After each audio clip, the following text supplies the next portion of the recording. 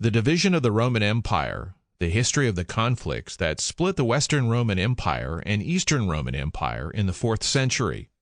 Written by Charles River editors. Narrated by Steve Knupp.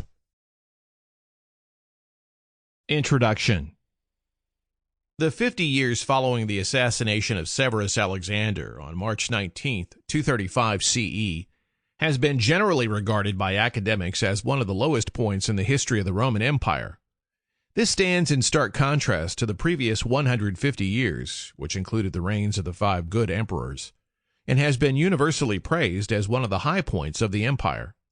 Severus Alexander was the last of the Severan emperors, and the subsequent years of crisis, 235 to 285, were characterized by a series of short reigns, usually ending in the violent death of the reigning emperor. At the same time, this period of time also saw the empire beset by threatening forces on all sides. The Romans faced a newly resurgent Persia in the east, as well as significant forces from German tribes on the Rhine and Goths on the Danube. The various conflicts would result in the unprecedented death of a sitting emperor in battle, which took place in 251 with Emperor Decius, and Emperor Valerian was captured in 260 CE.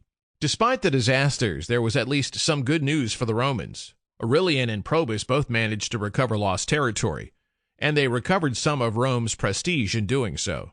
The final turning point came with the ascension of Diocletian in 284 CE.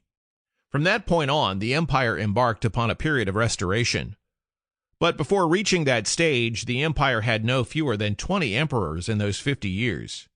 Even with the exclusion of an additional 5 Gallic emperors, who set themselves up as independent rulers, between 260 and 274 CE, Diocletian's reign would see reforms put into place to achieve the desired end of the Imperial Crisis, and several of the emperors before him may well have had the ability to manage the reform process.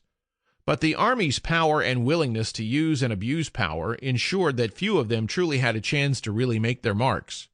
It was the worst period in the history of the Roman Empire to that point, even as it forced the Romans to deal with belligerent foreign powers and problems created by the emergence of increasingly powerful and populous provinces.